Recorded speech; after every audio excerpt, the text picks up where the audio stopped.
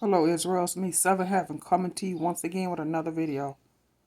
No rights to the video or music, strictly for educational purposes only. Hear that, YouTube? Damn devils. Let's get into it, Israel.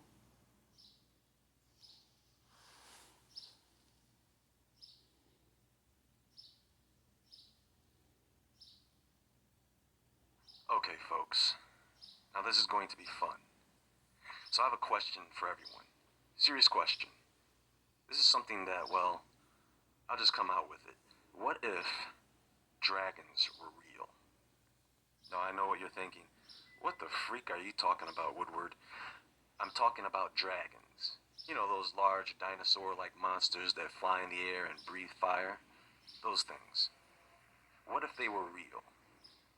Most people today have an understanding that this is nothing more than a mythical creature. But I understand that some of you believe it is real. And honestly, I don't think that it's unreasonable considering that there are many people who believe in aliens, Bigfoot, the Loch Ness Monster. People believe in giants. Speaking of which, oh yeah, I'm gonna go there. You see, we have documented history. Some of that documentation, I'm talking about ancient writings, paintings, sculptures, are hard to verify without some form of physical evidence. So what happens is, a lot of what is in ancient history, those things become legends, myths, stories. So let me ask you all a question. Looking for an easy way to get that LLC next to your business name? Say hello to Taylor Brand. You just go to their site, enter your Sorry, LLC's name, add Israel. your business name, answer a few questions. How old is archaeology or paleontology? Let me ask you a better question.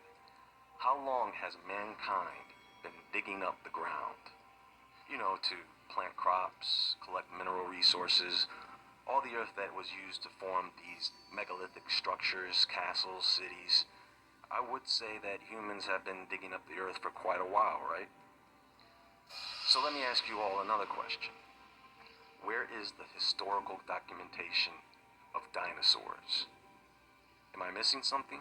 I mean, we've found dinosaurs all over the world within a very short period of time.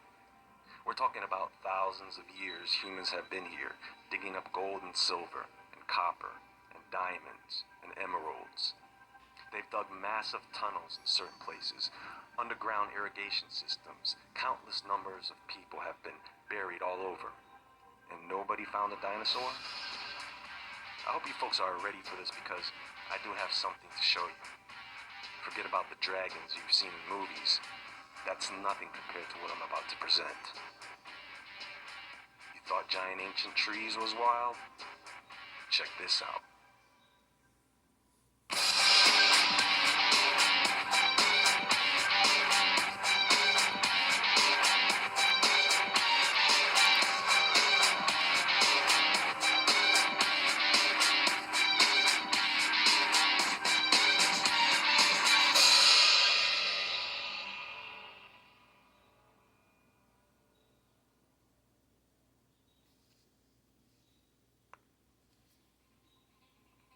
So before we begin, I want to make sure that everyone has a very good and clear understanding of something because even when I explain this to you, you're going to see things that are quite prodigious and fantastic.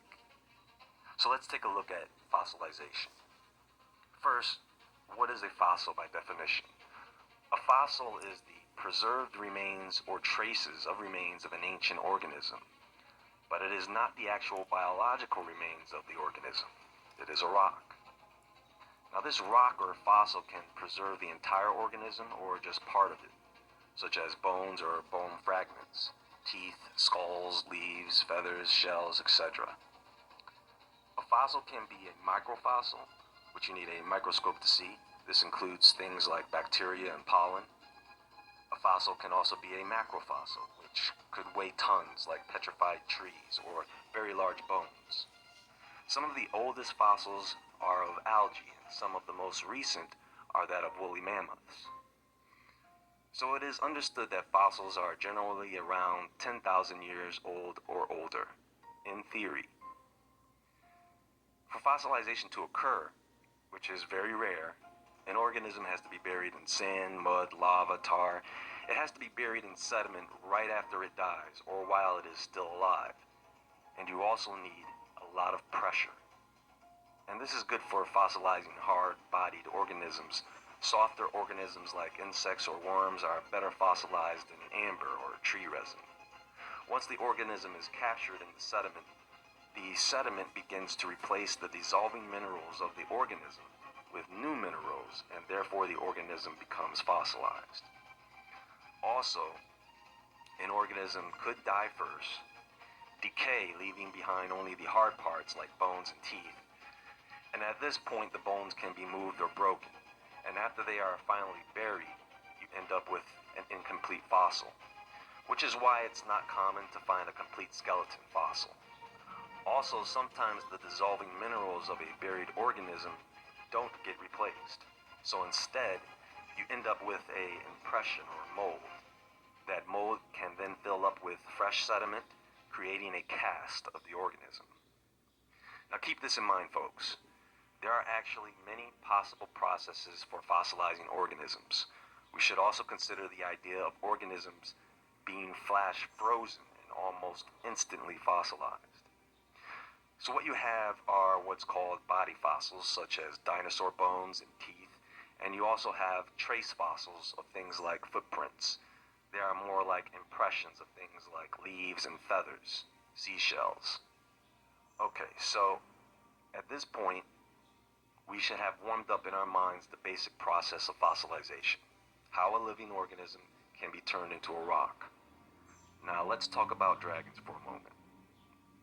Not to worry, friends, I will not bore you with the history of dragons and serpents. We should all be aware by now that dragons and serpents are a huge part of our ancient history. And this is a creature that is represented in ancient cultures all over the world. Dozens and dozens of stories. Even today, the dragon is still widely represented in many cultures. So, let's try to use our imaginations here. If you were to research the largest snake in the world, not the longest, but the largest snake, I believe the record is 28 feet with a 44-inch girth. However, there have been reports around the world of other snakes being a bit larger. So let's say we have 30-foot snakes out there. In the ancient world where there were less humans and more jungle, when animals had more freedom to be wild, we can only imagine how large a snake back then could have grown. I do not doubt that dinosaurs existed. I believe they did. I just have a problem with the timeline. And they may not have been what we think they were. Something like the Titanosaurus, researchers say, was likely to be around 70 tons, stretching about 120 feet in length, which is considerably large. Now, how many of you out there are convinced that when it comes to these creatures, this is as big as it gets? What if the fossils we find of these dinosaur creatures are what the ancients were talking about? I'll take it a step further. What if these creatures, at one time, were so massive that they could literally block out the sun? Well, that would take something the size of a mountain or greater, right? That is exactly what we are going to get into right now. So this is Google Earth, and I want you to just take a look at the area of West Africa.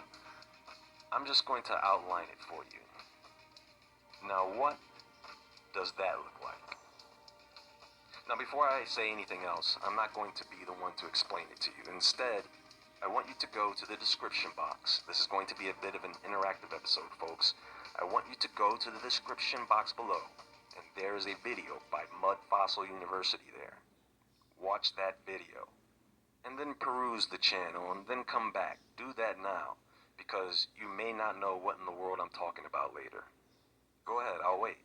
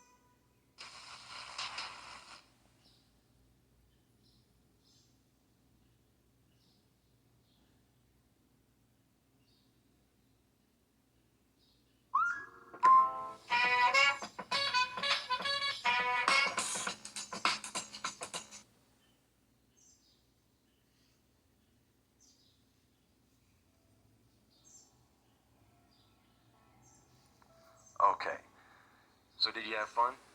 Roger seems like a fun guy, and I'm looking forward to reading all your comments about this.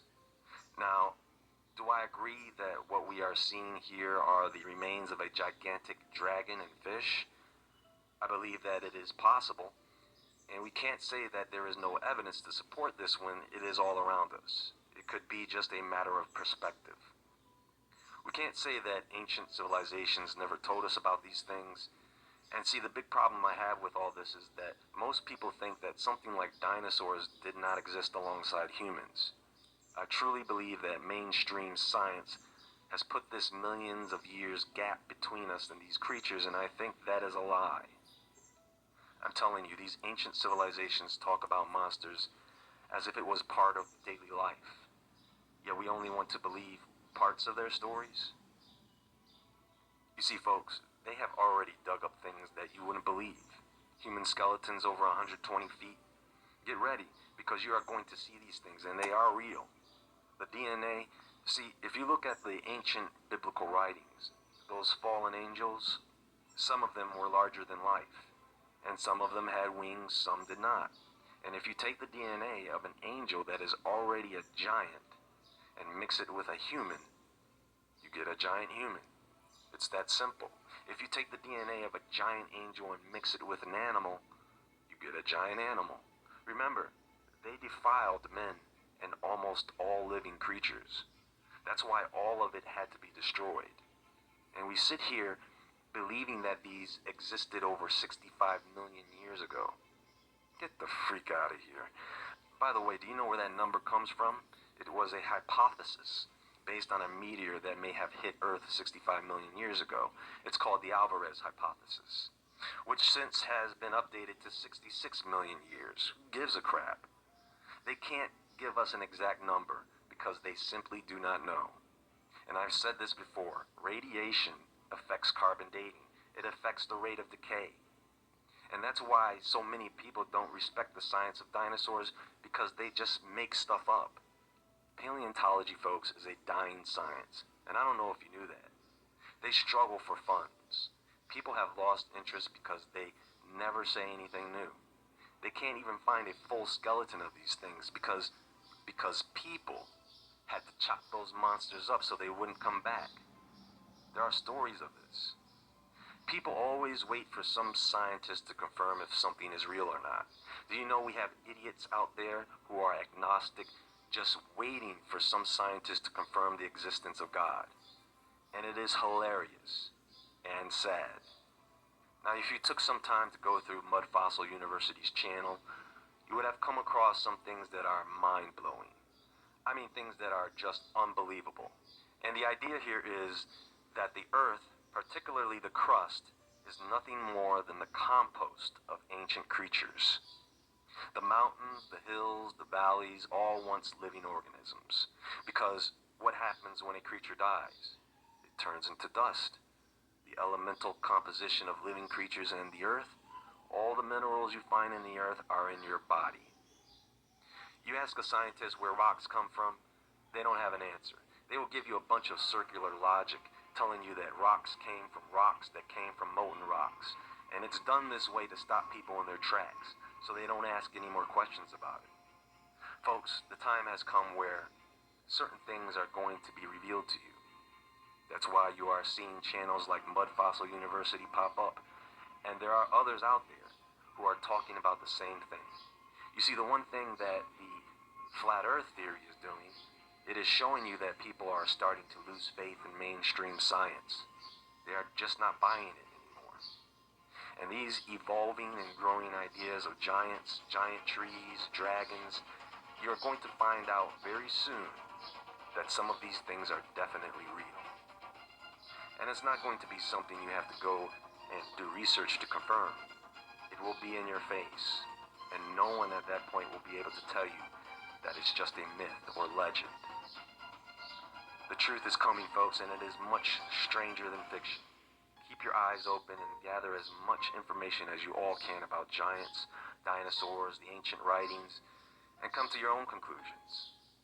The truth will always be the truth, even if no one believes it. And a lie will always be a lie, even if everyone believes it. it is better to live with an uncomfortable truth than with a comfortable lie. Much love, Israel.